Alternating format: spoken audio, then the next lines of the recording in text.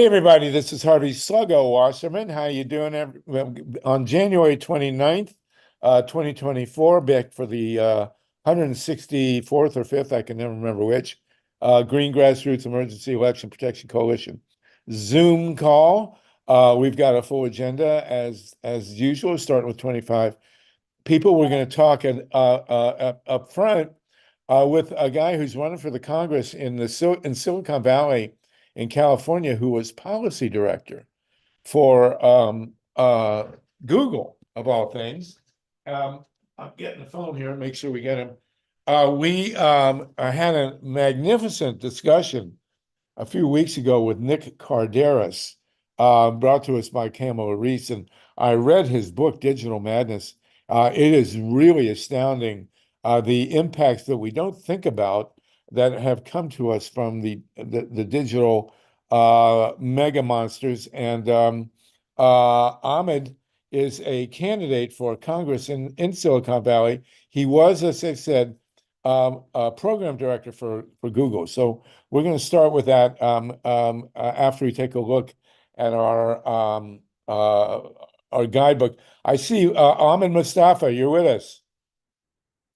Great to have you with us. We want to talk to you about your candidacy and also about Google. And Yes. I was just mentioning, I don't know if you know Nick Carderas, but we had an incredibly amazing session with him, and we Okay. want to discuss, as well as your candidacy, of course, we want to discuss your time with Google. You were Of policy course. director with Google, and I know Sergey and Page would be otherwise Larry Page would otherwise Wow. be glad to. They are Ann Arbor boys, by the way, so I Okay. have a certain kinship with Google.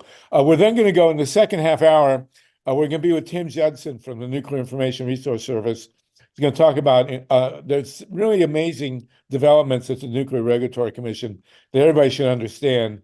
And also with small modular reactors, some major changes. Second hour, we're going to be with Wendy Lederman, who's going to fill us in on the latest insanity from Florida.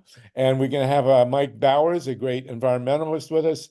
And then hopefully towards the end, we're going to just have a free standing discussion about the elephant in the room, which is Gaza and this latest United Nations decision. So stick with us, and you'll be able to once again speak your piece on this issue. I do want to say hi to Joel Siegel, and I want to congratulate the 49ers and the Chiefs. I'm a little tired of the Chiefs, frankly, but nonetheless, that'll be the Super Bowl this year. And as I mentioned in the prequel, we will have Bill Belichick on later to tell jokes and give us his famous smile. In the meantime, let's go. Ahmed Mustafa, you are a congressional candidate in Silicon Valley. Is that right? Correct. Yes. And you have been policy director for Google. I was a policy lead, so I led on misinformation, election integrity, and derogatory content Well, specifically. that those are all we're kind of we don't do derogatory content here, but we Right. certainly do election protection.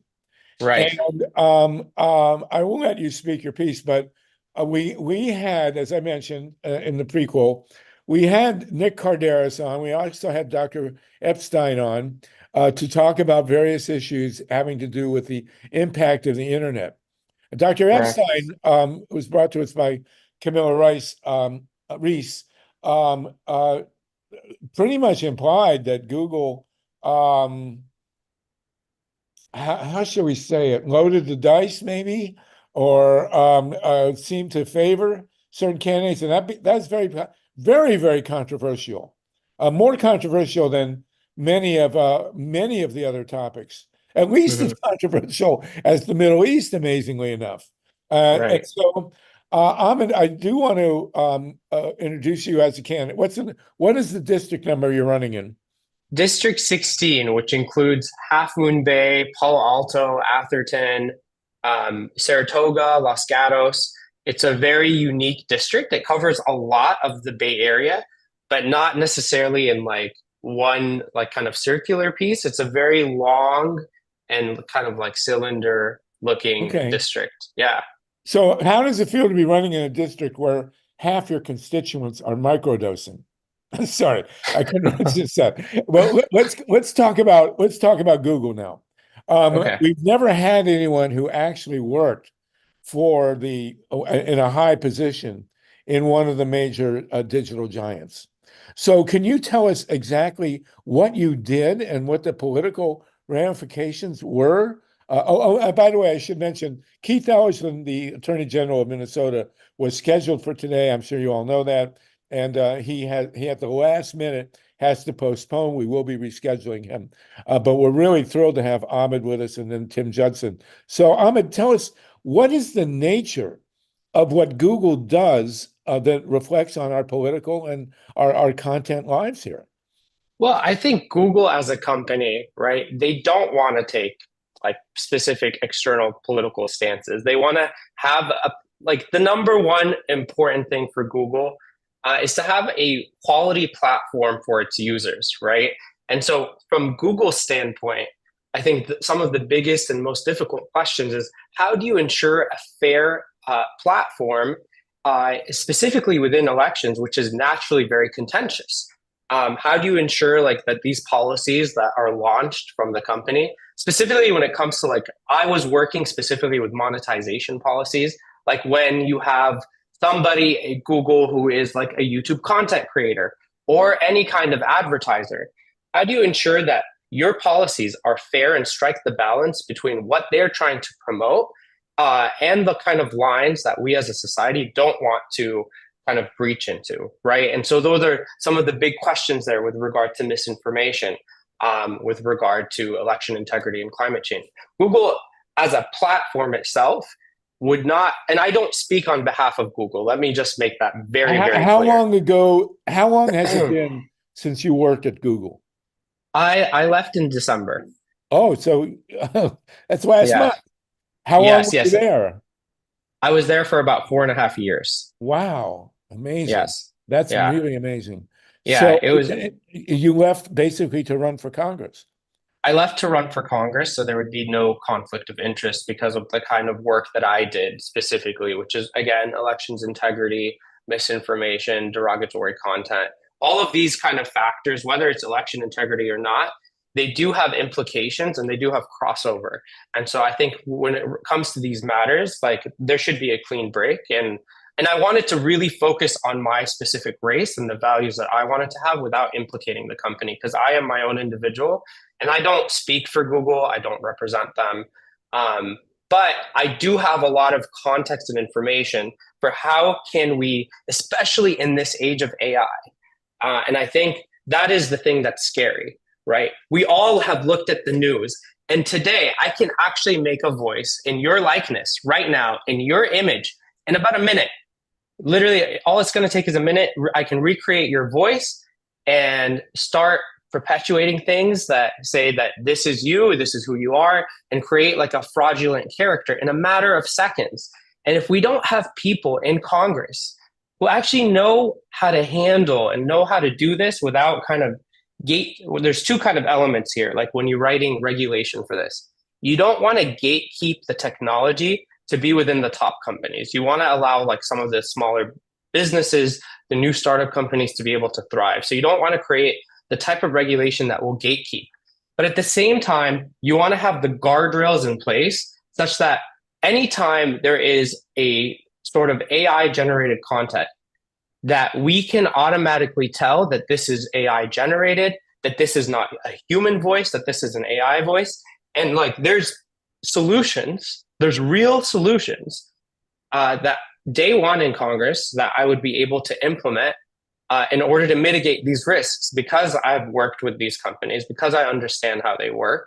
And I think kind of the danger is when you have tech illiteracy, and let me give you an example of the tech illiteracy. It's like if you ask a Google executive in Congress, if you're questioning them, which has happened, like why is like my iMessage not working this way?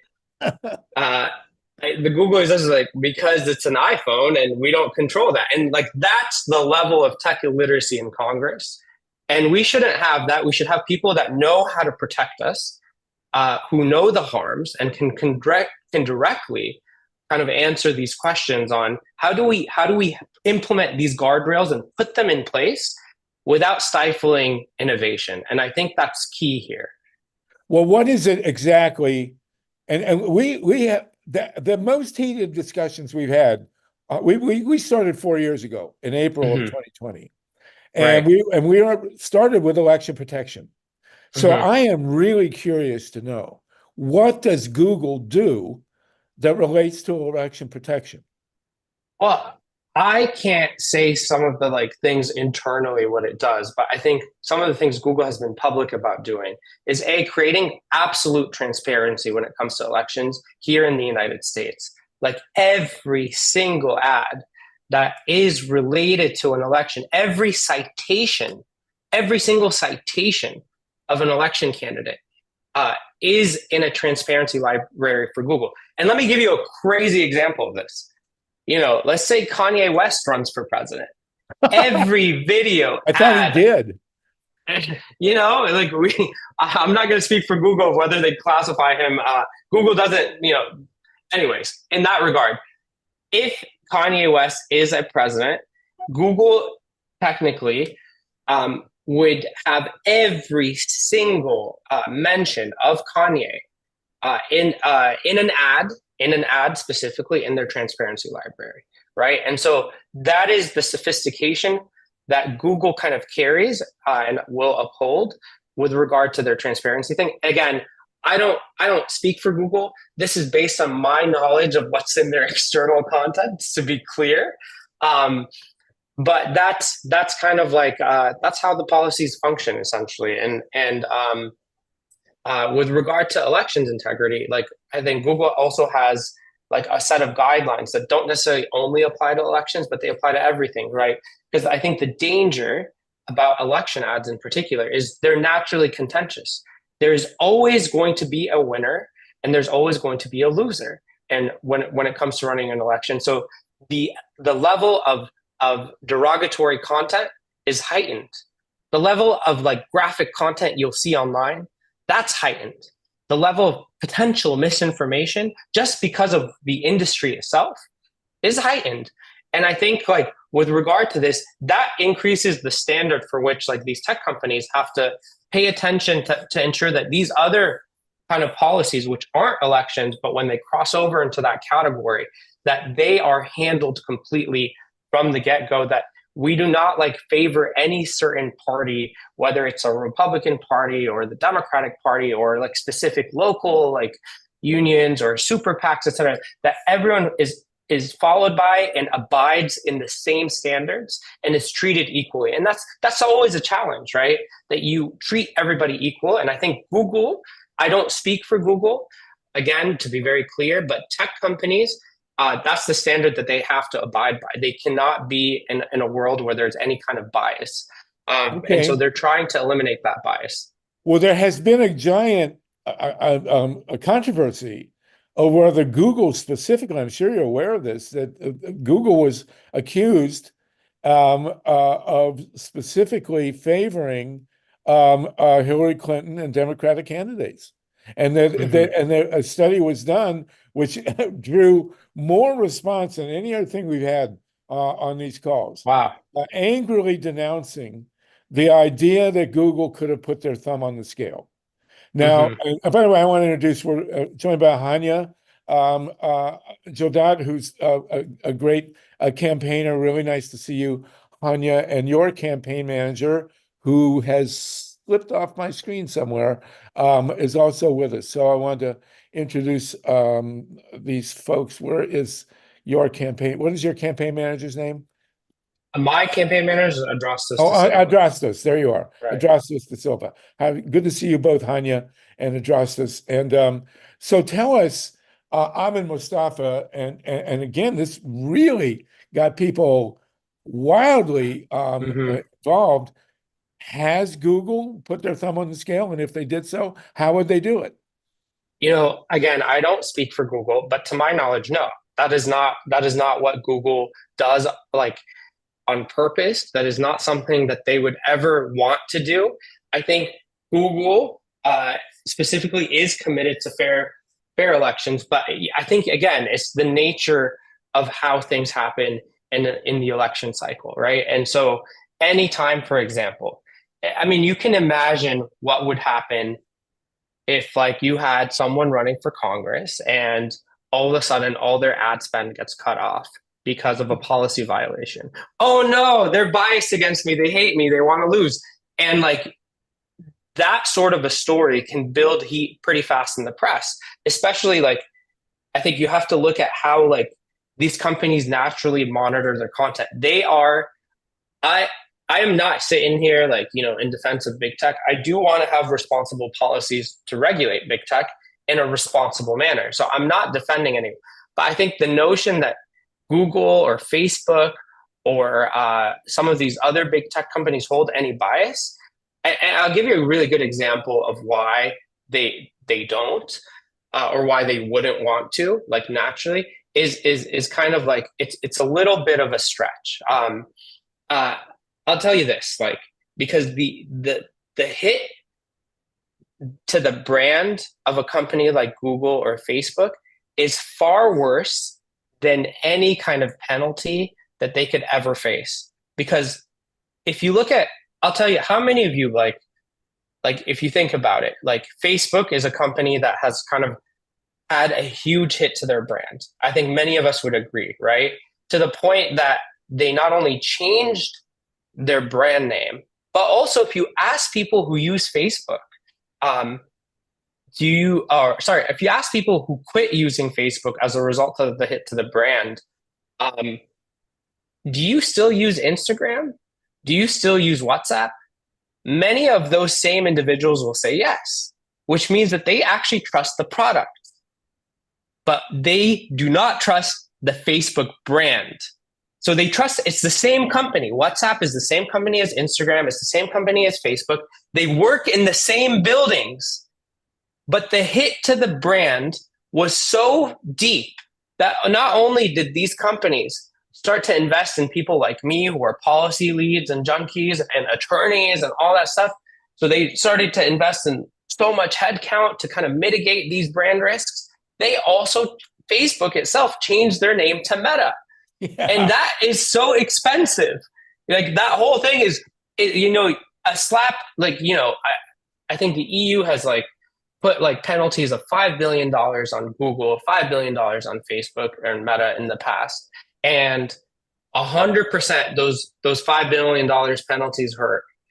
But what hurts more than the billions, several billions, probably I would assess probably more than 30 billion maybe, and that's just a complete guesstimate, dollars in terms of investing and changing their brand, the headcount it takes, the attorneys that they invested in, the new programs, the attorneys they laid off to hire new attorneys to focus on different specifics, right? All of that is a result of the major brand hit that these companies will take. And they do not, it's the worst thing that could happen to them is that they are accused of any kind of bias. They do not want to feel like they're putting the thumb on the scale. They're in rooms all day thinking about how do we mitigate bias, right? That's number one. Like you're fighting against like incidental bias in the company, and you're fighting against perceived bias, number two. So like the whole goal is to eliminate the incidental bias that you might have, like incidentally, like if you have reviewers in and I'm not talking about Google again, but if you have reviewers in other countries or localities, they may, like when regulating like nudity content, like in France, if you're regulating nudity in France, they may be actually more biased incidentally against. Well, I think in France they're in favor of it. I will not comment. Okay. Let's get some hands. Ahmed, you're very articulate. It's really interesting to hear this. John Steiner and then Steve Caruso. John Steiner and then Eric Lazarus after you. And go ahead. Okay. Can we hear you, John? Yeah, Ahmed, okay. Great to have you on, and thank you for being here. My question is to change gears. Are you running in the Democratic primary? And if so, who's your opponent? Yeah, I'm running so California is a very interesting system. We got the jungle primary. So I don't have an incumbent. My incumbent is Anna Eshu, and she just retired. Okay. And so I'm running against 10 other candidates. Um, and I think it's unique again.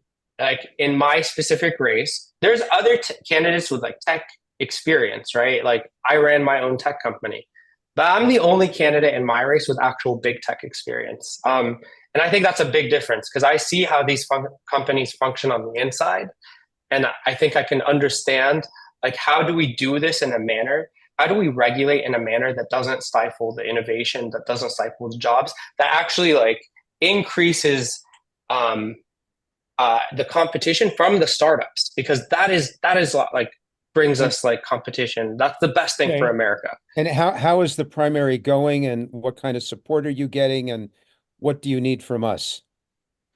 Well, your support would be incredible in terms of, you know, I wasn't going to ask, but like donations help, of course, but also kind of spreading my message and spreading the word that we're really running a campaign on responsible innovation. And we know how to actually solve the issues. So like you kind of talking about me, like what I'm about, and like encouraging us to kind of get more financing for our campaign to kind of spread this message that we need more tech literate people in Congress. I think And that I helps. mean, Well, is all of this information on your website? Yes. Okay. okay. Well, you have two great people with you, Hanya and Adrastos, so you're ahead of the game here. John, is there more you wanted to ask? Nope. Good. Just an old friend of ours, Harvey, who I think you know, Jim Garrison, Oh, yeah. actually ran against Anna Eshu when she first ran many years ago. And she's been, I know, very good. Is she going to choose? Is she going to come out for anybody in the primary? Do you know? She has come out. So there's 10 candidates. She has came out for her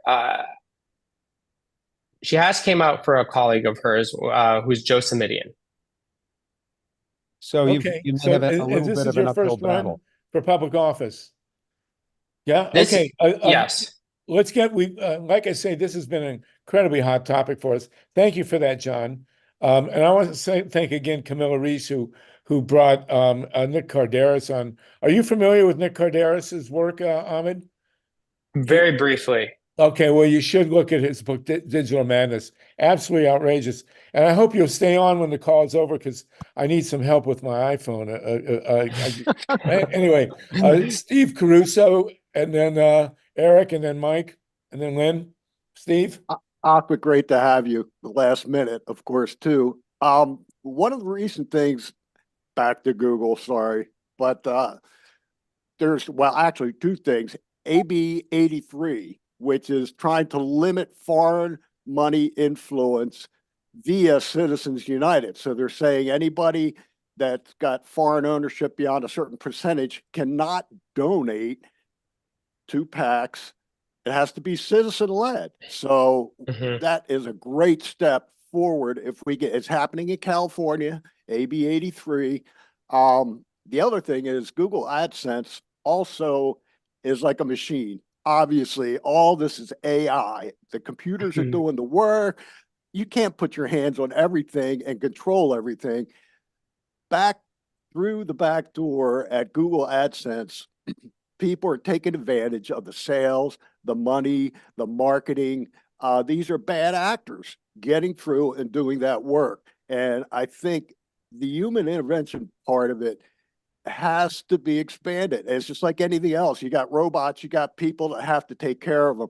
And all we're seeing are people getting laid off left and right from these big companies, but their profits aren't decreasing that much. I mean, obviously they've gone overboard with how much money they're making. So I don't know if you could address that. I'm kind of all over the board here, but Go ahead. Yeah, I think I think that's why we need so we definitely need like so I'll tell you some of the things that I want to push for. I think and they address a lot of the things that you mentioned. So AdSense, you know, a lot of the things here is about data collection, right? And what we need is we need a global data treaty with like you know how we have the Paris Climate Accords.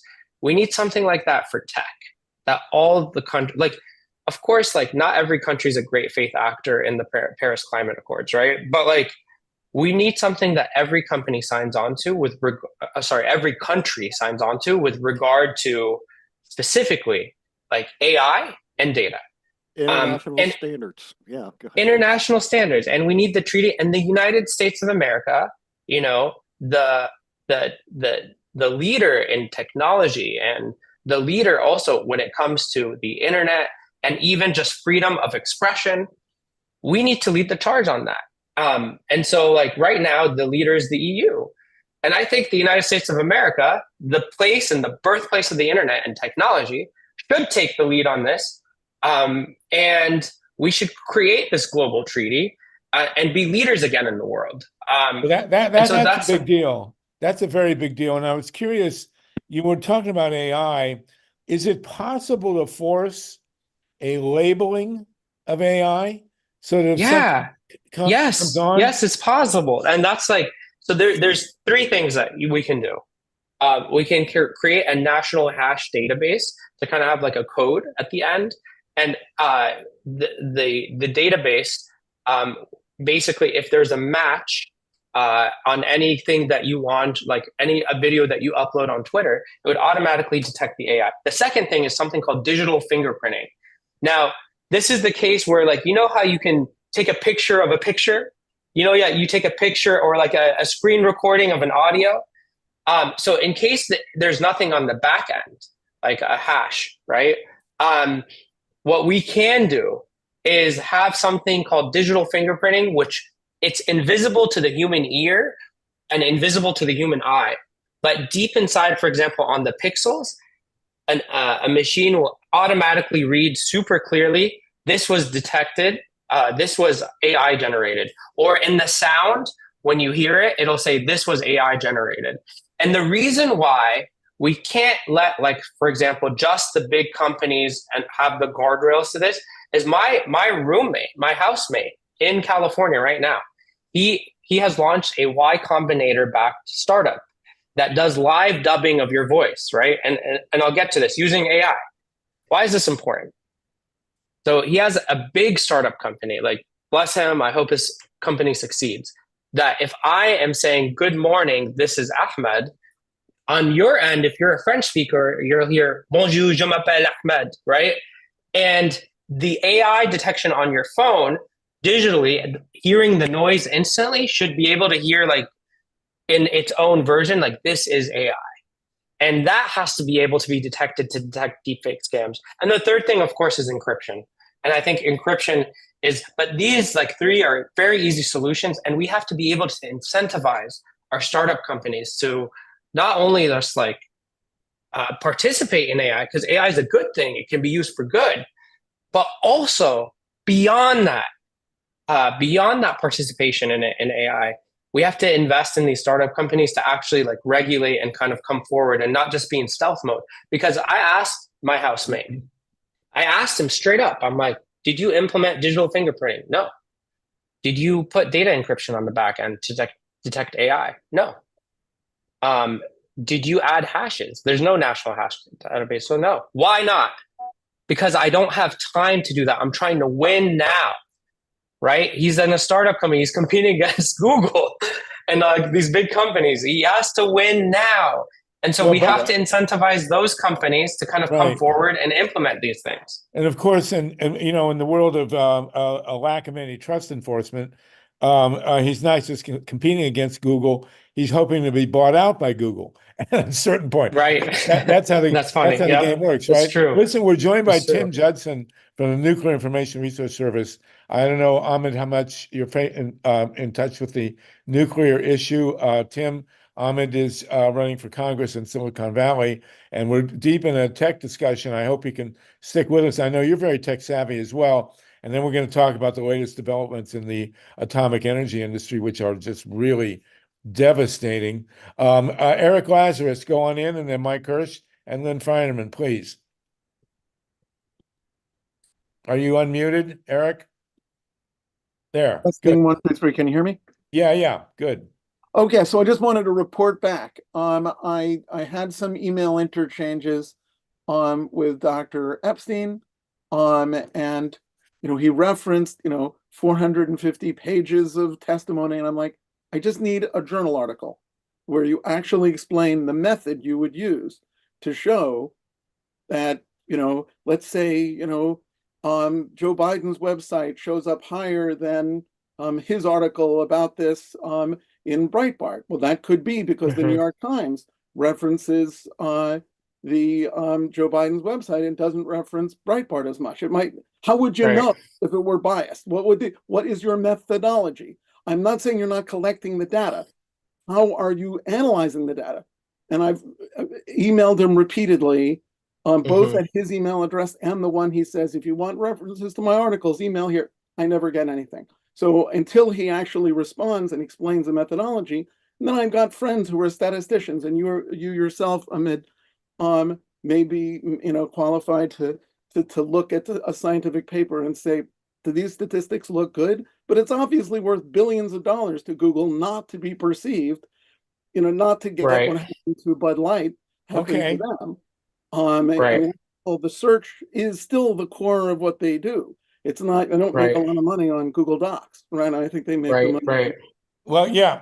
You'd think that they'd be killing themselves to try to not even the perception of bias. So until he can produce some science, I think we should hesitate, especially since he's trying to put pressure on Google to not say election day is on Tuesday. Well, we don't want Google to not say election day is on Tuesday. That's not.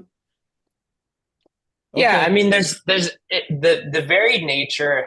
I think the interesting thing here is like the nature of politics. Like this is the question that we must all ask, right? When it comes to politic regulation, like the EU actually has something where they want to take any kind of political issue and kind of give that political issue transparency. But you want to know something crazy about politics is everything can be politicized overnight. Like things you never thought could be politicized overnight, like taking a vaccine can be politicized overnight. And I think that's the challenge, is like going to vote could be politicized overnight. And I think like even in the question of like, like I'm not talking about Google again, my tech, but I'll talk about my tech experience. But even the question of saying like, is the ad got milk political? Well, in Alberta, I think at one point, I think it was Alberta in Canada, there was one time where the farm workers there had a strike, and they were largely like cow owning farm workers. So like the question of got milk, is that political? In that case, for a little day, it was. Or like the question about vaccines. So I think it is tough to say that like, hey, like, in all the issues specifically, well, is there a bias? Well, like human beings naturally have biases, right? And like the data that's kind of coming into you is probably going to fit what you want to see. But again, like I don't believe, like I firmly, fundamentally do not believe that Google has specific biases when it comes to their ad monetization or their search even. Okay, that's critical. Eric, very quickly, I want to see Camilla Reese, if you want to make Can I just quick explain what I'm statement. talking about to Camilla? Very quickly, Eric. Okay, right. I cannot have statisticians look at 450 pages of congressional testimony, and he wouldn't explain statistical methods Okay, but to a congressional committee. Thank you, Eric. Thank you, Eric. I Thank think you, Eric, I Thank think you. we all understand, and you're right. we We can't. agree with you, Eric. He's not here. What I want to do with you, Ahmed, if you don't mind, and Camilla Reese, if you want to jump in, we'll get a comment from you. Thank you for that, Eric. We need to have another session on tech. This is really, really fascinating stuff. Tim Judson is with us from Nuclear. Tim, can you hang with us for a while? Do you have to run? Yeah. I think Tim, I know you're a techie. I think you'd find this interesting. And if you want to jump in on this, it'd be great. Tim is going to fill us in on the fiasco of small modular reactors, which is really taking up a lot of attention now. And also the Congress has just refused to approve a member of the Nuclear Regulatory Commission who has a track record where he dares to put public safety ahead of corporate profits. I mean, who could imagine that? And when you're in Congress, Ahmed, you'll need to look at this. This guy's name is Jeff Barron, but it's a very big deal. So Tim Judson, thank you for sticking with us, and I'll call on you if you want to chime in on this. Tim is from the Nuclear Information Resource Service. Camilla Reese, if you want to jump in and make a comment on Eric's comments, that would be fine. Mike Hirsch, you want to go ahead, Mike, and then Lynn Feinerman? Ahmed, thank you for staying with us. We appreciate it. Yeah, And, I appreciate you all. and any friend of Hanya's is a friend of ours, so stick with it. Go ahead, Mike.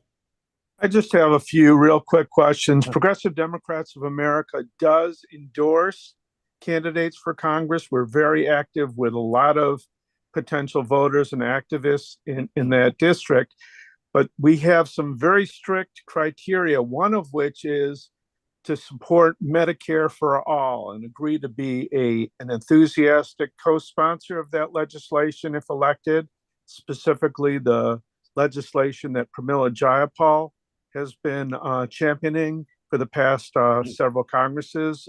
Could you commit to doing that? Absolutely. That's a central piece of my campaign. And I go beyond it because a lot of these issues, they're interrelated. So nobody, and I've actually experienced this on a personal level. Nobody should die or suffer a significant health crisis because they're in financial distress. Nobody should sleep on the streets because they're in a mental health crisis.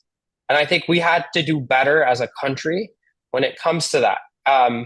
My parents are immigrants, and they came here, and I was born here in the United States. And I'll never forget the day my grandfather came to visit me, and he came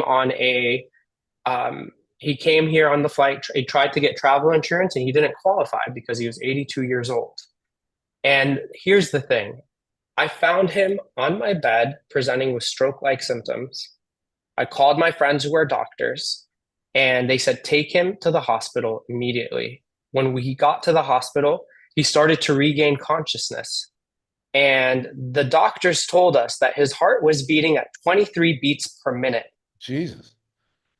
Yeah, they said he needed a pacemaker as soon as possible.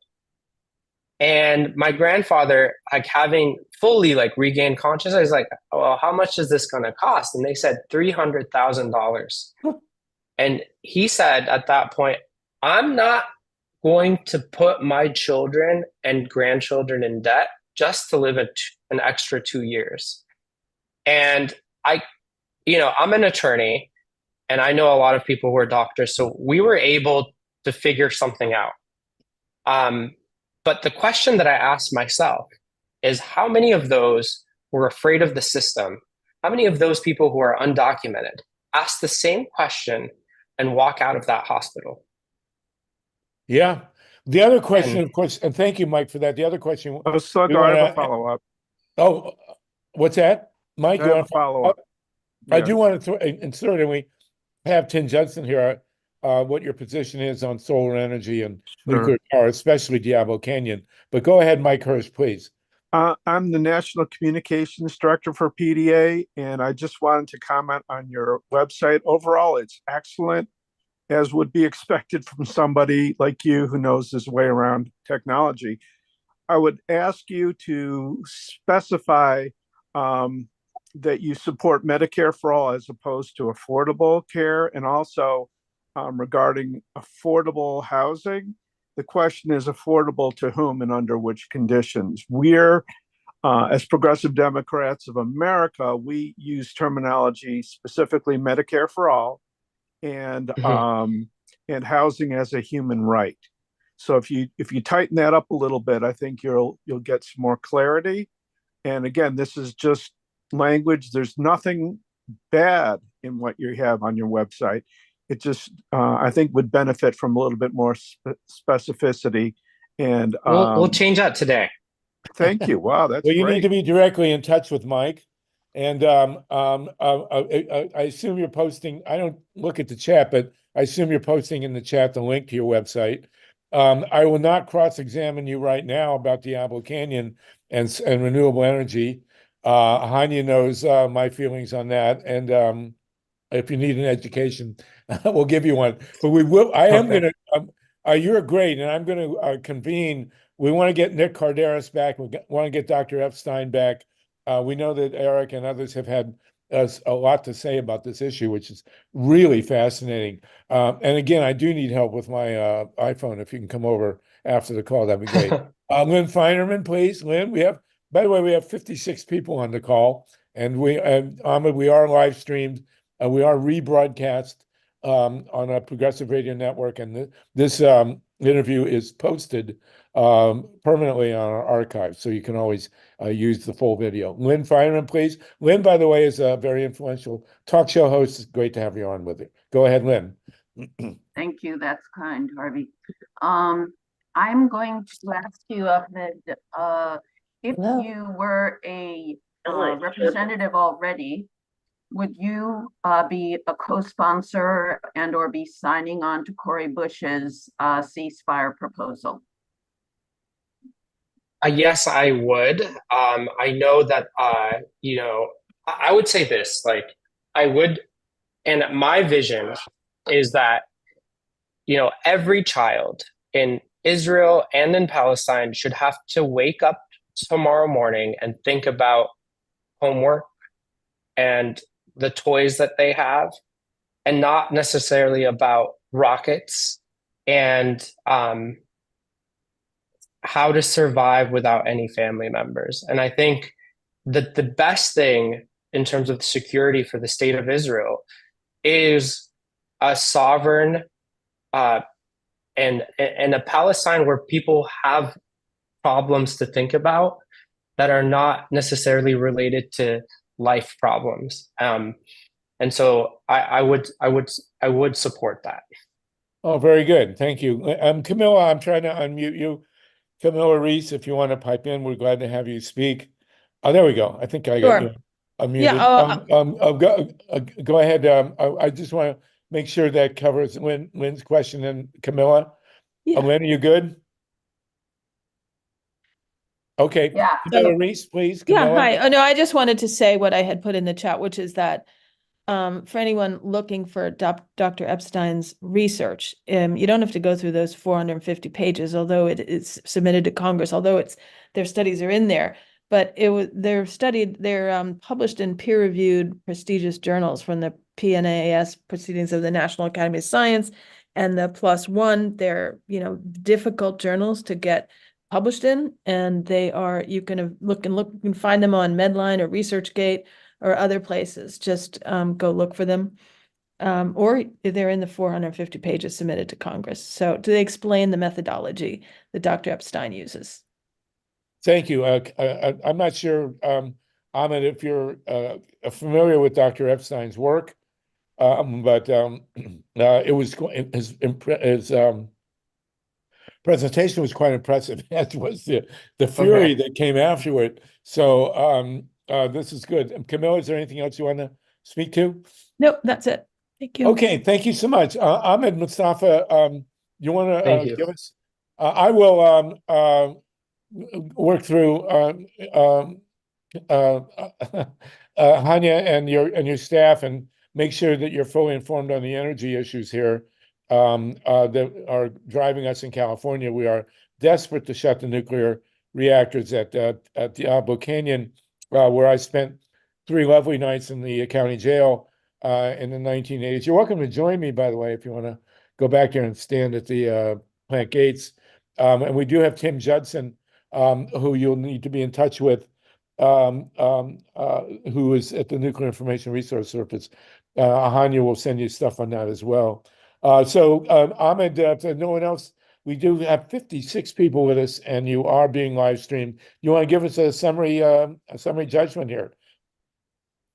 Yeah, I would say my campaign is a campaign about human dignity and support for human beings to feel like they are human beings, that nobody should sleep on the streets, like I said, because they're in a mental health crisis or in financial distress, that everyone has access to essential care, that reproductive rights are essential care, with that people who grew up like I did, you know, who were my neighbors, my classmates, who happen to just have a status that's called undocumented, should be treated as people. And I think for me, that is the essential kind of piece of my campaign, is we need to have human dignity centered in the halls of Congress, such that people know that human lives matter, regardless of who those lives are. Like I would support the DREAM Act. I would reinstate DAPA. I would expand asylum laws, not just to people who are escaping persecution from a government, but to those escaping persecution from a gang or a cartel, to those escaping persecution from climate change as our islands begin to sink across the world. And so my campaign is about human dignity and responsible innovation in tech. And I really, really appreciate your time. I just wanted to note this, like I'm also a women's rights attorney. I represent survivors of sexual violence at Stanford University in a clinic called the Survivors Pro Bono, where I teach 10 students how to handle these very difficult types of cases. And so that's also a big issue that I want to stand on, is reforming Title IX such that it is more survivor friendly. But thank you all so much. And thank you. And And before you everything go, helps. Ahmed, Yeah. before you go, Camilla Reese, did you have something additional that you wanted to add? Camilla Reese is one of the. Yes. Go Yes, ahead. I was just curious. One of the things that sort of troubles me a lot about technology is the privacy invasion and the profiling, Mhm. marketing, and what Shoshana Zuboff at Harvard has called, the age of surveillance capitalism. And she talks about the need to fight for a human future. So you're talking about, a human future as well, but I'm curious what your thoughts are in terms of the data collection on us and the privacy invasions, and what your position would be to address that. Yeah, I absolutely believe that our public, when it comes to any tech company or any entity in general, needs to be fully informed on the data that is collected on them. And we should probably also expand it such that there are reasonable restrictions on timelines. Like you shouldn't, even if I consent and I'm okay with you having access to my data, that period should expire after a certain period of time. And in some jurisdictions it does, but we need to have really like a global, like I said, a global treaty, not just a national standard, but a global treaty on tech. I'm interested also in the possibility of labeling on AI. AI has really Mhm. become such a big deal that Right. the idea of forcing a labeling on it would help, wouldn't it? Or is it impractical? We have to. I think that's essential. It's something that we have to do, because we're not going. Not only the thing that people don't realize is not only is AI going to get much easier and easier and easier to generate, but it's also going to get like so accessible for everyone to be able to do. And so like having guardrails established to be able to have AI detection is going to be huge, because it's going to get better and better and better and easier and easier and easier to generate. That would be really tough to enforce. We're going to have to talk about that more. That is a very big deal. Ahmed, you've been a great. Ron Leonard, very quickly. Ron, did you have something you wanted to say? Ron's a regular with us about labeling AI or anything else for Ahmed? So Harvey, I got a real simple solution. The label for AI is you hold up your hand, and if you have more than 5 fingers, you're an AI. Actually, Literally, that's Trump, I don't. it's the Trump picture. I don't Look know at if we it. can reproduce this. We couldn't invent this. Of course, Ron knows about this. There's a big. Trump has put out. You know who Trump is, right? Trump has put out a throughout the internet a thing of him sitting in the church like this, praying. Right. And his hand, both of his hands, has 6 fingers. Right. Have you seen that? Yes. Yeah. Actually, right now, like the things that AI makes mistakes on when it comes to generative content. But again, I think the scary thing is going to get better. But it's like your fingers, your teeth. People will have like 1 million teeth or less teeth. Like George Washington. Yeah, like George Washington. True.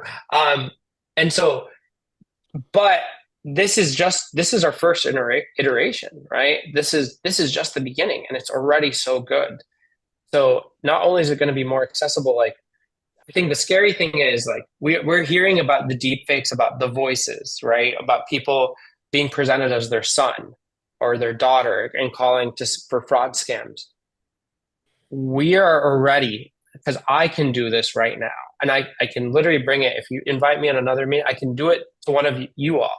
Is we're getting to a state where I can do this on FaceTime. I can get your image and likeness in a video and kind of create that content Oh my and God. do so relatively quickly. I mean, the quality isn't perfect, but the quality of the sound is more than perfect. It sounds more real. Like when I was showing a friend of mine the other day, his voice sounded more like him than if I told him to script it. And I think that's the scary thing, is like it was attuned to how he would say it in real life versus me telling him to read it.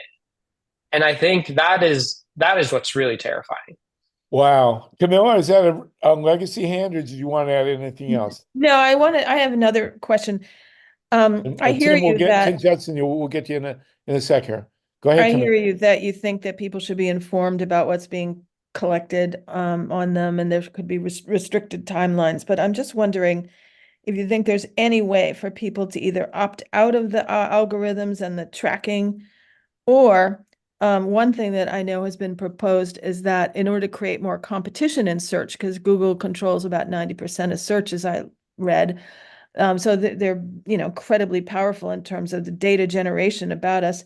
One suggestion has been that maybe Google ought to ought to license their database or their index to other companies to create true competition.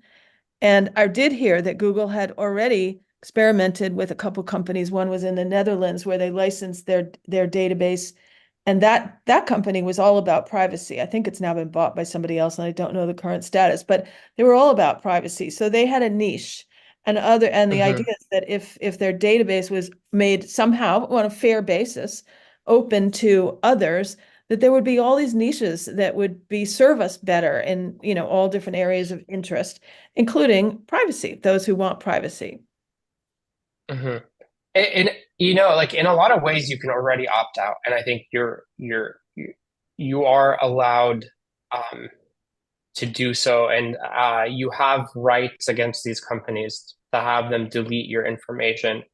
But perhaps like what we should have is more clarity on this, right? Is like, and more knowledge on how easy it should be.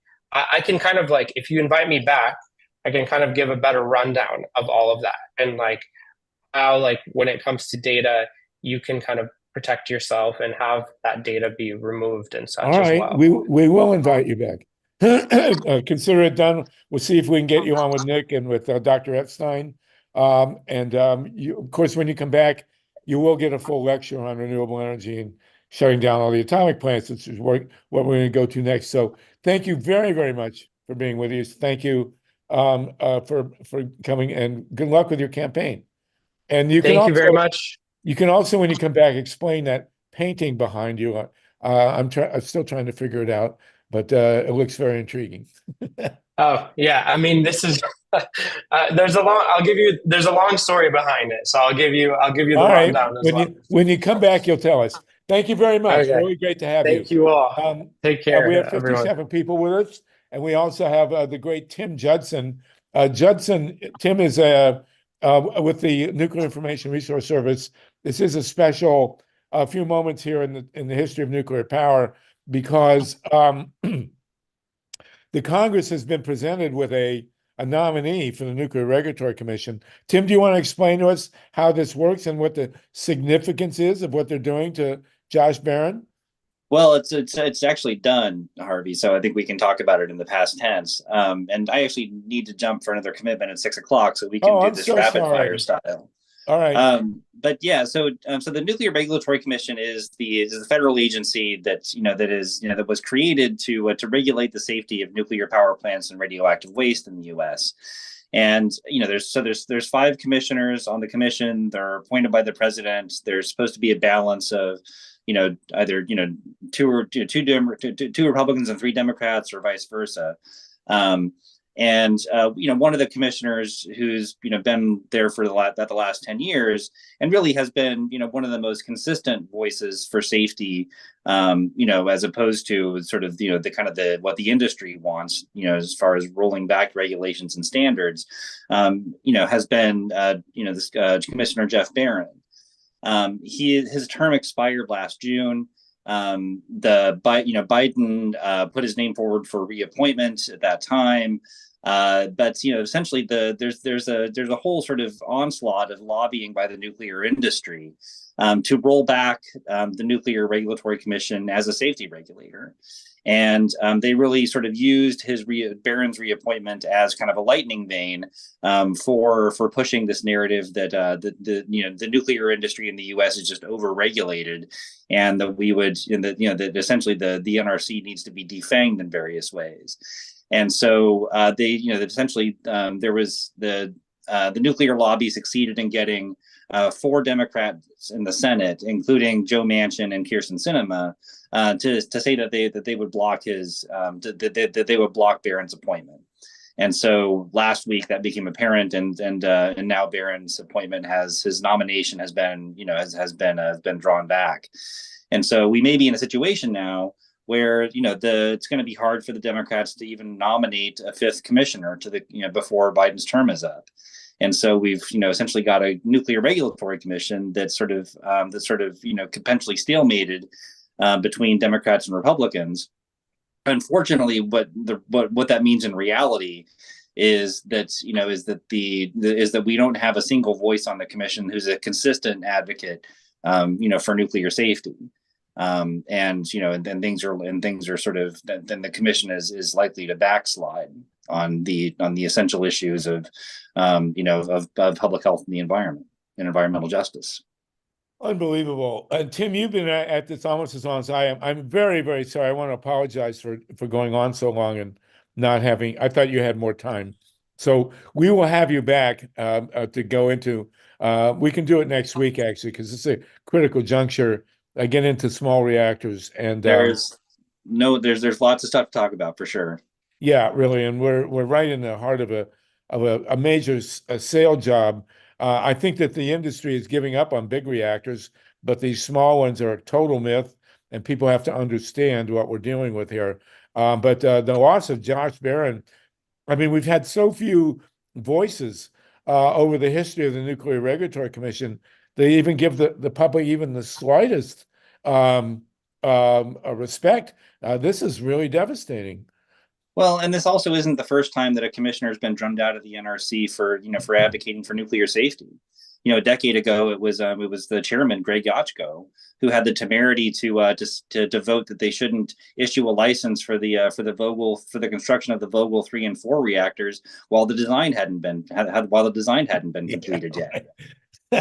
We're gonna build this on the fly, and if we make a mistake and have to tear out $10 billion worth of work, we'll blame it on the environmentalists. It's mind-boggling. Yachko could have saved the state of Georgia $40 billion, for God's sake. Right. Well, listen, Tim, you're terrific. We'll come back to us next week. We'll get Linda and Paul, and we'll do a real deep session on nuclear and the conversion of renewables, okay? Sounds great. Yeah, looking forward to it. My apologies for keeping you waiting, but you're always gracious and always brilliant. So we'll have you back next week. All right. Sounds good, y'all. Have a good night. Thank you, Tim. Okay.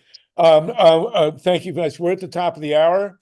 This is the Green Grassroots Emergency Election Protection Coalition, 164 or 5. I don't know which one it is. Maybe Steve, you can tell us. I do want to, Milo, you're raising your hand. I do want to, and welcome then, we'll go to Mike Hirsch, who's brought a terrific guest on to talk to us about the environment for Maryland. And then Wendy will come to you in Florida if you don't mind waiting a bit. We do appreciate it. Go right behind me. Go jump in the ocean and cool off for a bit. Go ahead, Milo. I just Yeah. have a real quick announcement. I am putting the link to our YouTube in the chat. We're streaming live right now on YouTube, and if people would kindly give the video a thumbs up, and if you haven't done so already, please subscribe and please share the YouTube channel so that we can spread the word. Thank you. That's all. Okay, thank you, Mila. Mike Hirsch, you have brought us an environmental activist to talk to us. Can you introduce your guest, please? And we will rock on out here. Mike, you still with us? Absolutely. Thank you so much, Sluggo. Ken Bauer's a local hero, a tireless advocate for the environment, and he knows how to get things done. He identifies who's making the decisions that need to come out right. Now, I'm not going to say that we always win when we're interfacing with our county council and our government here, but it's not because Ken didn't do his part. It's because we've got a very strong developer influence in the county. But if it weren't for people like Ken working very hard, very smart, and doing, exhorting us to do the right thing, to contact the people who are making these decisions, we'd be much worse off. So thanks so much for agreeing to speak with us, Ken. And I'd like to emphasize that the tactics and the strategies that Ken uses are applicable to all of your localities. So if you're running into some serious problems, listen to how Ken approaches providing solutions. And I think you can make a big difference in your locality as well. Ken, glad to have you with us. Take it away. You got 48 people and a YouTube audience. Let's do it. Yeah, thank you. Let me attempt to share my screen here. Okay, can you see that? Yes. Remember, you're on radio, so you want to also do a deep description. Yeah, good point. Okay, so I did just find out about an hour ago that I was. You're good to go. We're glad to have you with us. Yeah. So this is a topic that I think probably a lot of people don't know much about, but I think everyone should be interested. And it's I'm in Montgomery County, Maryland. Although this is really a national issue, stormwater control and how best to do it. So let me. This is a kind of a standard slide deck that I show. I didn't have time to really do much customization or any customization, but I hope to introduce you to the topic of stormwater control. Good ways to do it, good ways not to do it, and some of the problems when you do it wrong. And if you can give us 5 to 10 minutes, and then we'll have discussion, that would be great.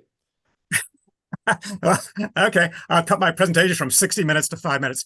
So yeah, I'll blow through these real quick, and then we'll fill in the blank with Q&A. So my always full disclosure is I have no financial interest in any of this stuff. I'm retired, and I say that because some of the people that talk about this are members of the $25 billion a year stream restoration industry. I can leave you copies with this. It's in the news a lot here. The DC, Baltimore area. I can leave you with some links to news articles. But I typically go through and talk about the issue of stormwater control. There's the difference between out-of-stream and in-stream stormwater control. What is a stream restoration? Because my experience is most people don't really know. And I'll skip the Montgomery County specifics. But so let me just skip some of this right here. And these are just some screenshots from the video that I typically show, showing what happens when they try and do what they call a stream restoration. It's frankly a misnomer, but this is what they do to natural stream valleys. This is one example. This was a project here in Gaithersburg. So I typically like to tell people that there are a number of residents' concerns and needs in all these various areas. I'm not going to go through all these, but I talk about how green stormwater control can address all these various topics. And I'm forgetting that we're on radio, but areas of health and safety, responsible government spending, jobs, and livable communities. And then I typically show how that if you use green stormwater control to control stormwater in the urban areas, you can address things like heat advisories, with planting trees, with flooding by using bioretentions, which are basically glorified massive rain gardens, by permeable pavement. And then I talk about how green stormwater control is crucial for responsible government spending, and that it can be used to increase property values. And then green stormwater control can enhance the value of livable communities by, again, decreasing urban street islands, by saving our natural areas from in-stream stormwater control. And so I make the point that green stormwater control checks off all these things, whereas stream restorations, which is an in-stream type of stormwater control, does none of these things, except they provide jobs, as do out-of-stream stormwater control. Regulatory drivers. There are two primary regulatory drivers for stormwater control, and that's the MS4 permit, which is an EPA mandated requirement to control in urban areas, urban suburban areas, control basically three things: nitrogen, phosphorus, and suspended sediment. And then there's a federal mitigation rule. So here around in the DC area and in the Chesapeake watershed, the problem is excess nutrients and sediment in the Chesapeake Bay, but there's similar problems all over the country. In Maryland, we have our MS4 permit, and it stands for Municipal Separate Storm Sewer System. So an MS4 permit is required by the EPA, and it's for urban jurisdictions that have separate storm sewer systems that are separate from sewage systems, hence the name Municipal Separate Storm Sewer System. The other, it's more of an indirect regulatory driver, which are mitigation projects. So just to give you a real simple example, if you put up a building in Site B, okay, and you destroy a stream, damage a stream, or you damage wetlands, federal requirements say you have to mitigate that damage, and it's typically done at a different location. It's typically it's done by paying a for-profit company that does a stream restoration or a wetland restoration at a completely different site. And in the minds of the government, you've destroyed a stream at one site, you've enhanced a stream at another site, and you're good to go. It's a zero-sum game, which we all know is not the case. So a little bit about out-of-stream versus in-stream stormwater control. I mentioned these MS4 permits, and my example is from Maryland, but all states have these. They're documents. We call them the accounting guidance here in Maryland, and it gives a list of all the different types of projects you can do to control stormwater. And I show none of them are required. The jurisdictions can pick and choose. And I know you can't see it on the radio, but I'm showing a table of all these different kinds of projects you can do. Only one of them is done in a stream, and that's stream restoration. And that's the only really destructive method of stormwater control. I show pictures of what are the out-of-stream methods. Well, they're bioretentions that take water off the streets and put them in, I call it a glorified rain garden, where the water seeps into the ground and recharges the stormwater. You can do grass swales, you can do green roofs, permeable pavement, conservation landscaping. And by that, I mean, you take a lawn, a turf lawn, and you replace it with landscaped areas, and you can plant trees. So those are just some of the couple dozen types of out-of-stream stormwater control methods. So the only in-stream stormwater control method is called a so-called stream restoration. I'm showing a picture of a huge, what they call an excavator, sitting in a stream in muddy water, and it's completely destroyed the forest on either side of the stream. They dump in riprap to try and stabilize the stream bank, and they typically, and especially it's destroying the wildlife, the habitat. So then I get into more of a definition of what a stream restoration is, and stream restoration typically involves a mix of changing a stream's natural meander pattern, using heavy boulders, sometimes on top of plastic sheeting, to armor plate sections of a stream.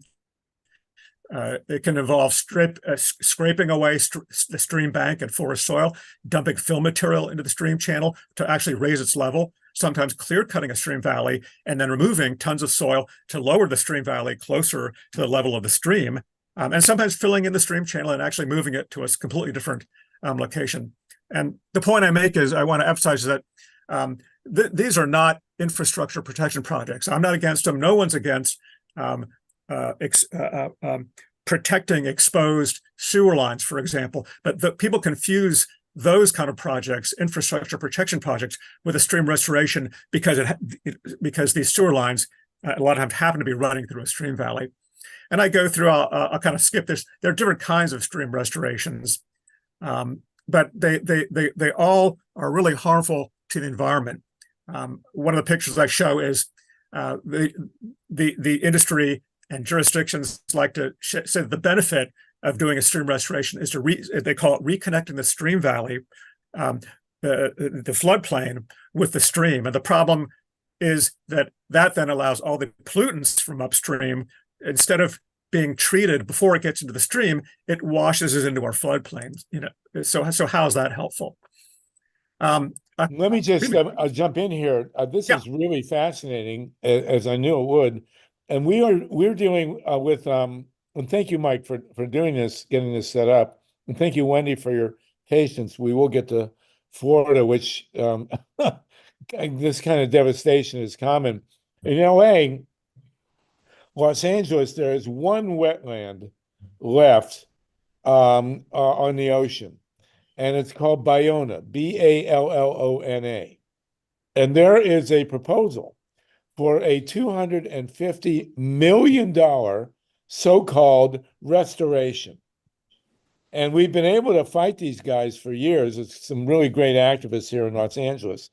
And the devastation that comes up obviously here with so-called restorations of streams would also clearly come to the restoration of this so-called wetland. I mean, what they want to do there is just rip the whole place up and put in, whatever they want to put in there and claim that they're making it better. It's outrageous. Yeah, well, the stream restorations and wetland restorations kind of are joined at the hip. They're all done, from what I can gather, they're all done by the same companies, and it's all a fantasy. For people who don't know what a wetland restoration is, basically they dig a hole in the ground, fill it with water, put in some plants, and call it a wetland. And I've been concentrating on stream restorations because people's brains get full pretty quickly, and but they're really tied at the hip.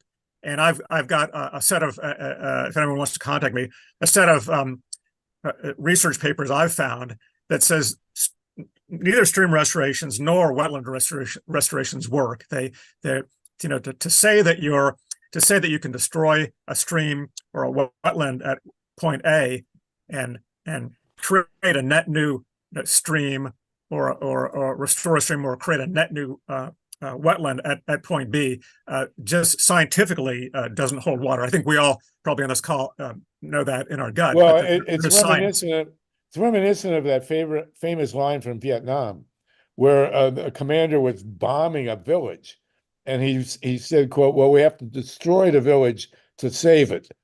I mean, that's exactly the mindset here, and I'm actually, it's quite moving to see the work you're doing on streams in conjunction with the work that's been doing on the Ballona wetlands here in LA. And I will say also that I'm a mile, I mean, it'd be laughable if it wasn't so tragic. I am a mile from what they call the LA River. And the LA River is a giant concrete, I can't even describe it. I mean, it's like a sewer line, an open air sewer line. And they took a river, which was apparently flooding from time to time, and just dug out the whole river and paved it. I mean, it's like paving a parking lot, except it was a river they paved, and I assume they called that a restoration. It's insane. I hope they don't call that a restoration. Well, I'll tell you, let me, if I might just flip through a few more of these foils, and I'm short on time, but Well, while you're doing that, I want to throw in one more thing. I just watched the amazing movie Chinatown with Jack Nicholson. It's about 40 years old, I think. Yep. And Chinatown is about the water in Los Angeles and what they did to the water system and why they did it. It's an amazingly radical movie, Chinatown with Jack Nicholson. I'm sure most of you would not think of it as being political, but it is quite astounding to see. And looking what you're doing with water here is quite amazing. So please continue. yeah, so I'm just flipping through some examples. I have a zillion of them from all over the state of Maryland, not just Montgomery County. But you know, they're all fairly typical. Although, you know, this is a particularly egregious example where in Gaithersburg, they actually filled in the stream channel and moved it to a different location and put in these, what I'm showing a picture is the after, and there's a lot of artificial, it looks like a sine curve from your, you know, your calculus textbook. It's like, you'd never find something like this in nature. And so it kind of begs the question, why would they throw all these curves in? And the answer is, it all, you know, follow the money. The longer the linear foot of the project, the more EPA MS4 permit credits that the jurisdiction gets, and the more money that these companies make. And it's amazing the greenwashing that these companies do, and unfortunately the jurisdictions. You know, I sat through a presentation for a project that we actually got kiboshed up in Howard County, Maryland, just north of DC. And the presentation from the company showed a slide, and they said, this stream is too straight. We need to put curves in it. Then several slides later, they say, this stream has too many curves. We need to straighten it out. It's like, wait a minute, which one is it? It's like, they'll say anything, and lie through their teeth to justify what they're going to do. Right. And then they even have the gall to say, and the hidden reality of the Ballona Wetland Project is it's $250 million. They want to take $250 million in public money to, you know, absolutely destroy this wetland and call it a restoration. Milo Reason and Ron, this is a very interesting. Wendy, I hope you're okay. We do want to get to Florida, but Milo, Ron, and then Diane Cameron, please. Harvey, I'm so glad you brought up the Ballona wetlands so-called restoration, which is just an excuse to funnel millions of dollars of taxpayer money into contractors, engineering companies. But I also would like to tell radio listeners that they can see some of these magnificent images and slides that Ken put together by going to the Green Grassroots Election Protection YouTube channel.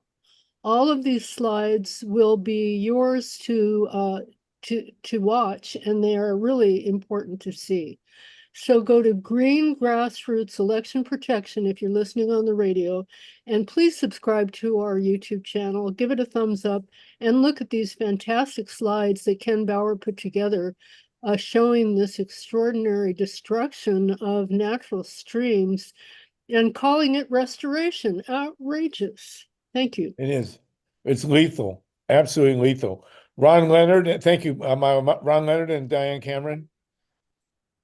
So I actually have some experience in this area. Back in 1999, we sued New York City for exactly this problem and won in 2001. And the problem is there is a science. Stream restoration is not just a way of making money. There was a science to it. And a guy whose name is Rajjan actually literally wrote the book on stream restoration. And it is true that you have to have a science-based approach to approaching watercourses. And if you are going to approach a watercourse, the first thing you want to do is establish its natural meander and put it back into a place where it is stable, carries the bed load, and doesn't erode itself. So what you're doing is establishing nature back to where it was, not paying a contractor to dig up the ground. And following Rajan's course and his science, this has been done successfully around the United States and saved many watercourses that were formerly destroyed by people like, oh, I don't know, the Army Corps of Engineers who took the Everglades and made straight lines across the Everglades to drain them. We can do this correctly by using science. Rajan is the purveyor of that science. Well, Thank you. may I respond to that? Yeah. Go for it. I'm going to have to respectfully disagree with you, Ron. I've met Dave Roskin, and I've met him many times. And I've been in one of his seminars. I guess it's being recorded, so I have to be careful what I say, but I'll put it this way, politely. Dave Roskin is probably the point of the spear of the problem. What he's promoting is destroying our streams. Quite the reverse of what he would say. And it's so bad that there's a paper by Margaret Palmer from University of Maryland. I'm not sure if she's still there, but one of the most respected researchers in the field of stream restoration, who did a meta study and analyzed something like 644 different streams, and the conclusion was the stream restorations, they don't work. They don't improve the water quality in terms of the chemistry. They don't improve the biology. And she even went so far as to call out Dave Roskin, and I'm paraphrasing, basically kind of calling him, a cult figure. It's amazing, and a peer-reviewed scientific article. Let me respond to this, because he is a cult figure for a reason. And I can show you streams 30 years ago that he restored in the Catskills in the worst possible conditions of streams. And they are stable. They are full of trout. They no longer pollute. And that pollution is really what I sued New York City about, having to do with the Clean Water Act. And now they have to report every 5 years about what they are doing to keep those streams clean, to restore natural habitat, and to fund it. And because they've done that, the Ashokan Reservoir, which basically produces 42% of New York City's water, is much better off and less polluted over this 30-year period, because we restored the streams to their natural state. And calling him names just because he's out there trying to do the right thing is not a good way of using science. Science works. We can show you actual applications of how it works over time, and it helps the environment. What we're doing is I would just cutting straight lines. I would just say that I would just say, you don't have to believe me. Margaret Palmer, and I can give people, give Harvey the presentation. Margaret Palmer has a meta study. Robert Hildebrand has a meta study, and they're showing the projects don't work. That's not to say that there aren't some outliers. That's the way science works. Science works, right? But to say that one project works and therefore it's not one project. We're talking about hundreds of miles of streams. Okay, This good. is Well, not an this is outlier. all right. This Ron, is a this is very good. this is a very spirited discussion. I appreciate Yeah. everybody's point of view, but we need to move on. Yeah. Okay. Diane Cameron, thank you for that, Ron Leonard, and we appreciate the dialogue. Diane Cameron, and then Wendy. Yes, thank you, Harvey. And I wanted to, I live in and work in Montgomery County, Maryland, where Ken Bauer lives and works. And Ken is a colleague and friend. And so I want to say hi to Ken and thank you for educating us tonight. And thank you to Mike Hirsch for inviting you, and you're being very adaptive on short notice. And I am a lifelong clean water advocate, and I generally I take a very cynical, or I wouldn't say cynical, but skeptical view of these stream restoration projects. I do not call them stream restorations, because many of them, as I agree with Ken, on many of these cases, they're not restoring, they're changing. They're certainly changing the stream channel, but their restoration is a different matter.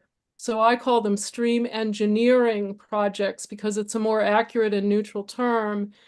And I know that time is short tonight, but in a future discussion, I would be interested in talking with folks and with Ken again about the politics around this, the money and the politics, because if you follow the money, you will see that the same corporate developers who are gentrifying and sprawling are the same ones who are them and the highway developers and the government developers are in a developer industrial government complex that is fueling these stream engineering projects. So that's enough. Wow.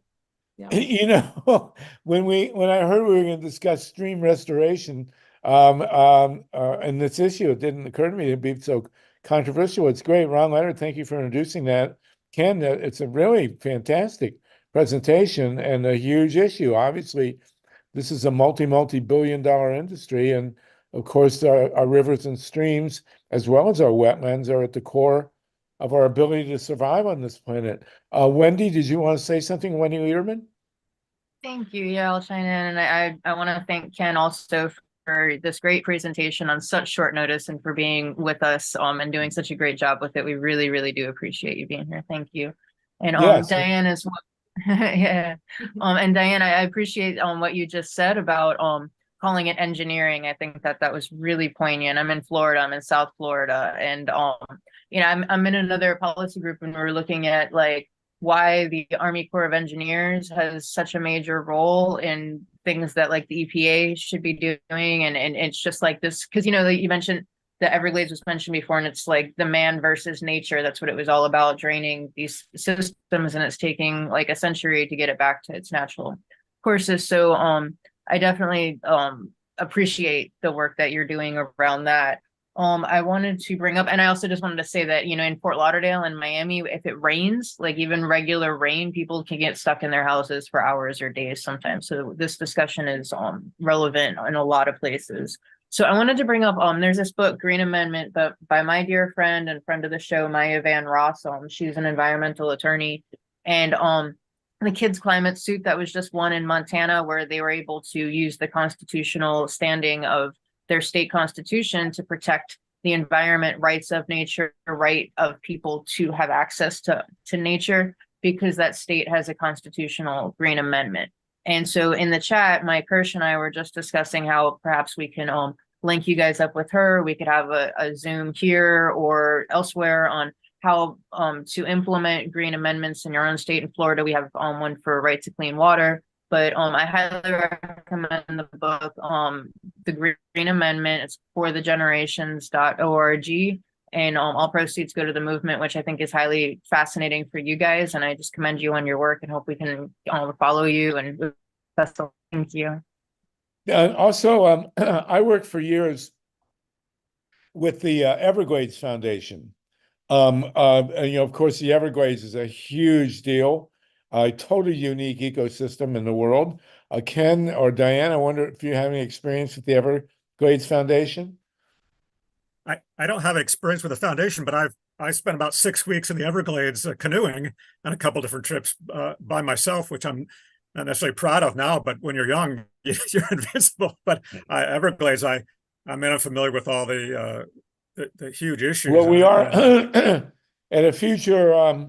Now they talk about Everglades restoration, but the Everglades has been so ripped to pieces that I don't know, you know, what kind of alternative they have. You may want. We will have a future. We're going to be joined by Mary Barley and Paul Jones from the Everglades. Paul doesn't know it yet, but from the Everglades Foundation on a future call. And you would be welcome to join us along with Ron Leonard. Ron really knows his stuff, by the way. It was very interesting to hear your dialogue. So we will expand on that as we move ahead. Is there anything further do you want to add now? This was an unexpected treat. Thank you, Mike Hurst, for bringing Ken on. And thank you, Diane. You're obviously involved as well. So do you want to give us some contacts and what we can do, and get a review of the movie Chinatown, which I've always held as actually one of the great environmental movies.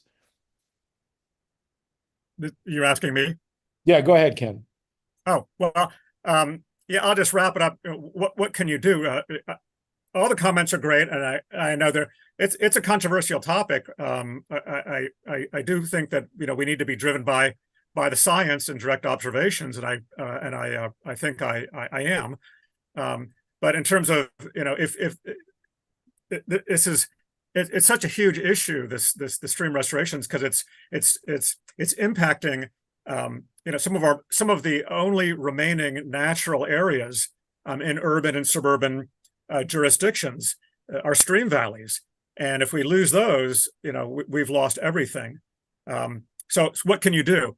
I kind of like an all of the above approach. You can contact your local jurisdiction, either your county council or a mayor, depending on where you are. You can contact your state legislature, your county executive or mayor, your state legislatures, which I'm working with people trying to get legislation at the state level, and it also can be approached at the federal level. If in theory, if EPA could put a kibosh on stream restorations tomorrow if they wanted, so it can be also approached at the EPA level. The problem is we're up against really moneyed interests. Like I said, this is literally, I've seen it in print, a $25 billion a year industry, and these people have a vested interest in continuing to do what they're doing. Well, if there's, we need you to put in the chat the Wellspring pieces of literature that obviously there's kind of controversy here. So people need to educate themselves and see both sides or multiple sides of the issue. I mean, it's very interesting. I worked with people trying to restore the Everglades. That was a whole other ball of wax. I'd be very interested to see what you say about it. Diane Cameron? Yes. Then we'll go to Hanya. Hanya's going to tell us about an event coming up. And as a concluding note that I would add is that the alternatives to stream engineering projects are, as Ken has told us, involve going to every parking lot, every rooftop, every suburban neighborhood, every rural and urban neighborhood, and planting more trees and doing all we can to capture and use and infiltrate rainwater instead of just letting it all gush down into the stream, where then, calling expensive engineers. So I wanted to conclude on the note that with these alternatives going farther uphill into mostly we're talking our urban landscapes, the enormous benefits of doing that, planting those trees, paying landscapers to plant more native plants that will bring more birds to your yard or birds to the tree in front of your apartment.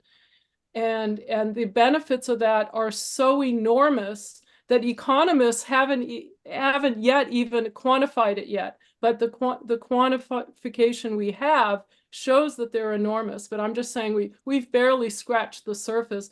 So the positive benefits of investing in community-centered green projects rather than these stream engineering things is enormous. So it's a positive vision. Thank you for that. Thank you. Thank you, Ron Leonard, also for your Sluggo? Yes, Sluggo, Mike Hurst, just go ahead. real quick. Diane, could you tell Sluggo about how you benefited from a grant back in the day that he was involved with? We've got to unmute you, Diane. Hold on.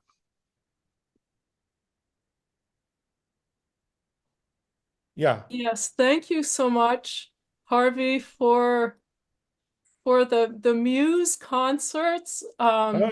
Benefited me when I was active with Indiana Public Interest Research Group from 1979 until 1982. I headed up something there called the Nuclear Waste and Transportation Research Project, and we got a $1,000 grant from Musicians United for Safe Energy. So it's a treat to see you now, and thank you so much, and to thank you now. Well, that was back when I had knees and teeth and stuff like that. But it was really, that's great to hear. And you'll be interested. Anybody else? Also, I mentioned this last week.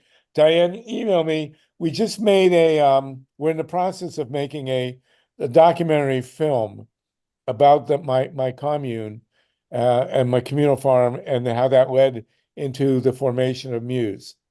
And so Muse for me was like a giant sleep deprivation project.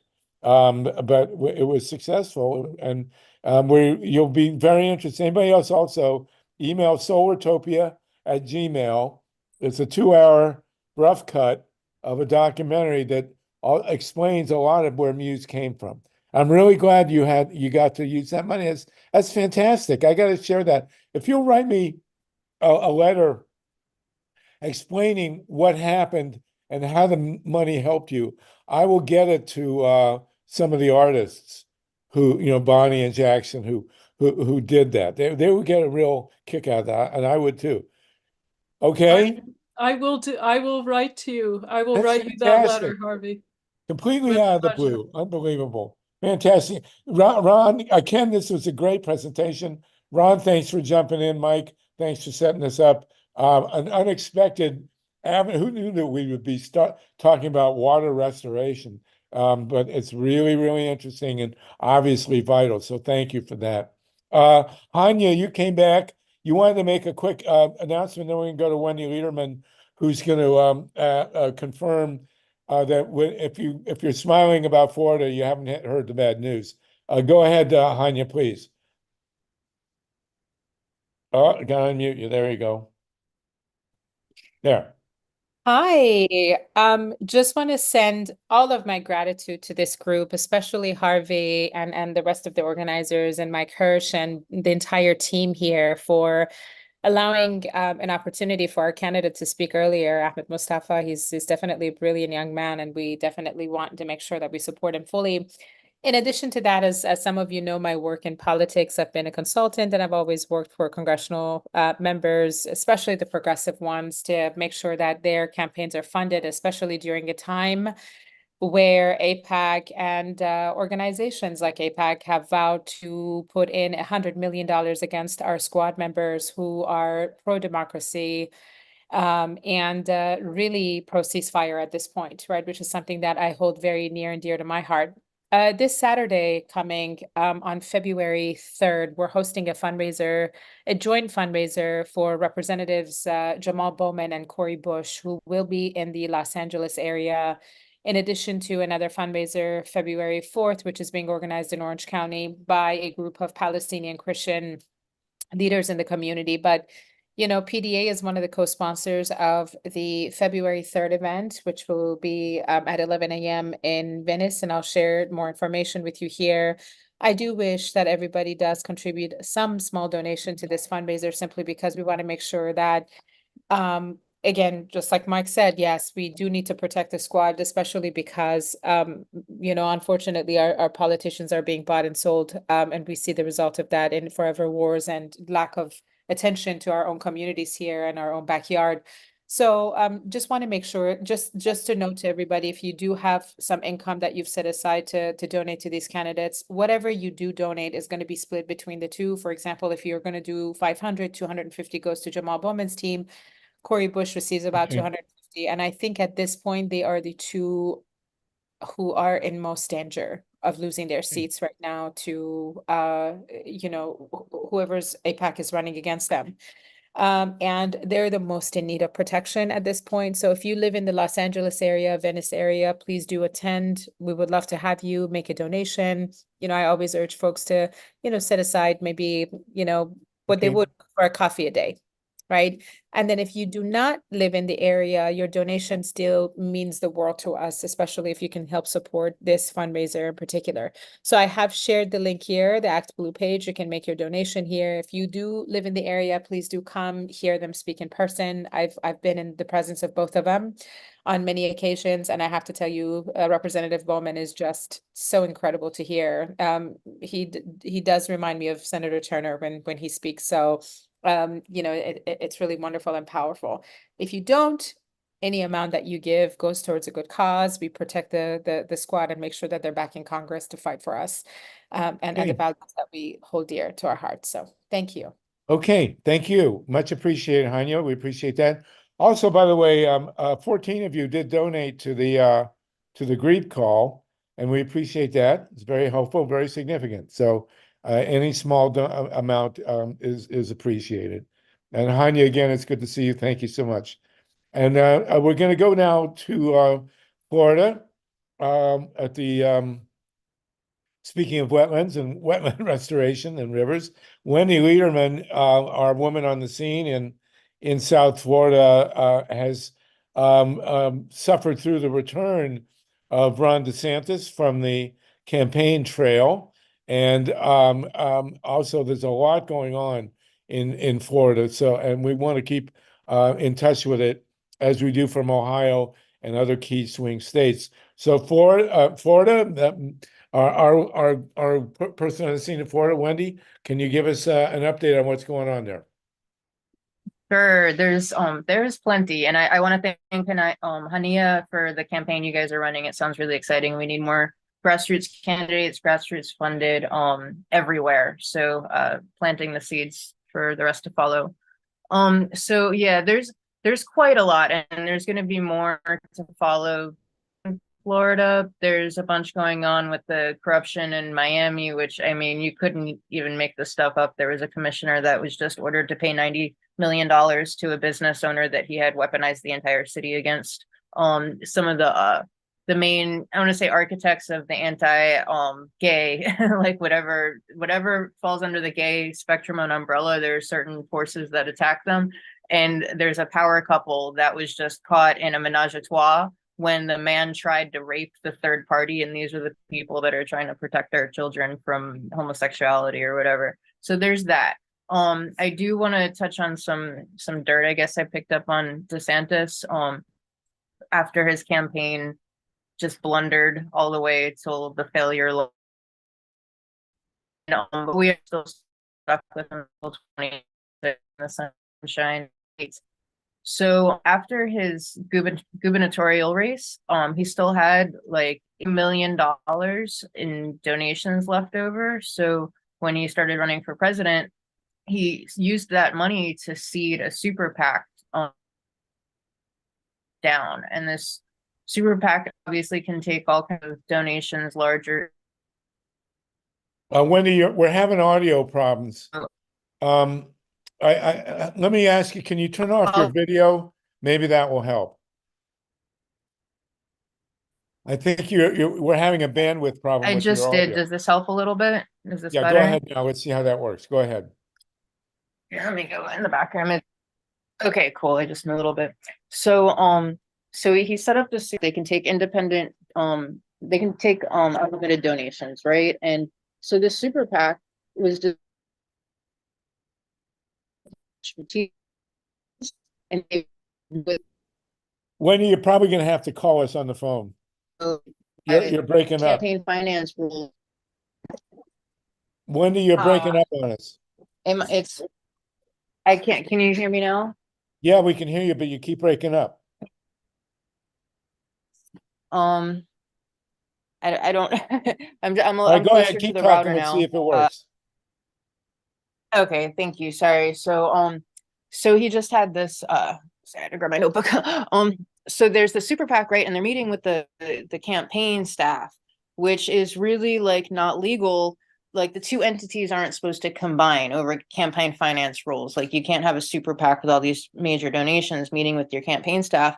And it set like, but they were overseen by a board of handpicked lawyers. So they were lawyer supervised meetings. So basically like they knew exactly where the line was to cross.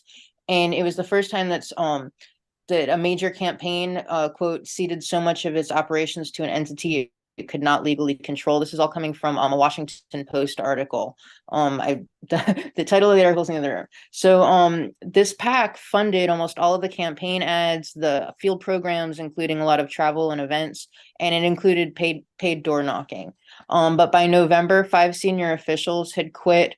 3 board members were fired, and then the chair and the chief executive, the founding chief executive resigned over internal consensus about legal compliance.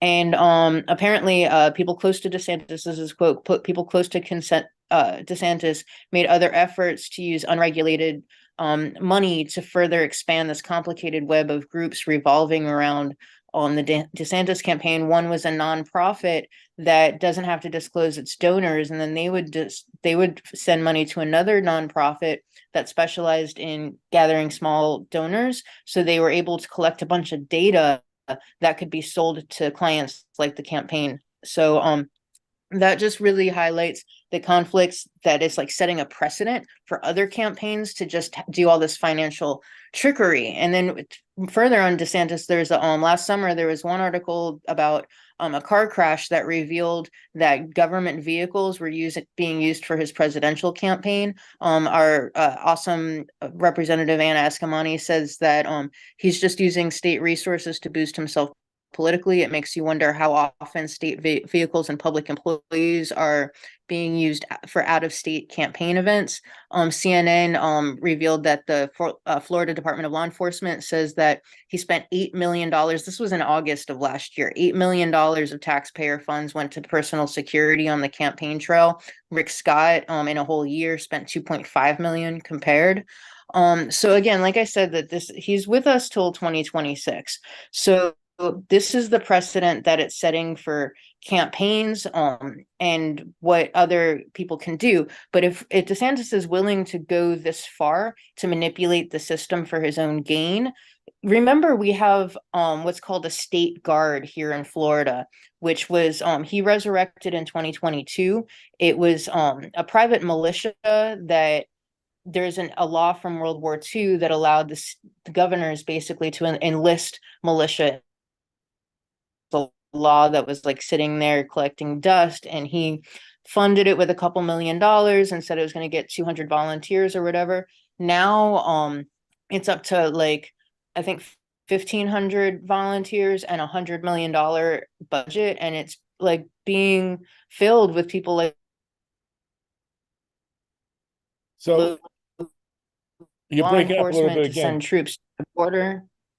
Is this a private Yeah, so he can just militia, private it's military. a private militia, basically. And he can use this to send troops to yeah, and it answers to the governor. They have $100 million war chest. They're getting trained in like tactical combat. They want to get a helicopter. I mean, it's literally his own private military, and he's there till 2026. But what started off as like a temporary thing, the expiration, like the sunset date on it passed, and they made it permanent. And so whoever gets in after him, given the state of the Democratic Party in Florida, if someone else wanted to come over and keep using this private military, it wouldn't just be DeSantis. There's a lot of people. Like, remember, I've heard stories about like Proud Boys being sent to like guard elections. So people that were voting like saw like armed people standing there staring at them. And that's what this would be. Remember, people got arrested for voting. He wants to use it, I mean, for just all kinds of who knows what. So that's what we're looking at. And, you know, like, this isn't like just Florida. Again, these are precedents of what that dark forces are trying to accomplish, and the tactics and the measures that they're willing to take that most rational, sane, decent people would never even think of. So that's my Florida. Is this militia? Are they armed? Do they have Oh yeah, $100 million budget. They want to have like I said, helicopters. I mean, they're armed, and they have the ability to perform local law enforcement. Like and they're under the direct of the governor. Because it's like a wartime law. These aren't full-time jobs. This is like a militia where he can call them up and deploy them, but they're not like in the military. I think it's a reservist thing. Okay. But like, and it's all volunteers, but it's all like the white supremacists that are like chomping at the bit to have a license to kill, basically. You know, these are the people that are involved in it. So like it is basically like a standing army that's ready and waiting, just not formally. I mean, you can't really quote. Do they have uniforms? That's a good question. I think so. I think I've seen photos of it. There was a I'm trying to remember. There's been like people. I'm sorry, like I'm having the technical issues, but you can look up. You can just I don't want to say Google, but you can search Florida militia, DeSantis's private military, any of those terms, and you'll come up like all kinds of other words. So I know I did one about Well, a what year if ago. in 2026, when he's like, termed it- out, he's termed out in 26, right? He can't run again. Right, right. But So what if he it's enough for him to decides- set it up for someone else. What if he decides not to leave and just calls up calls an emergency and calls up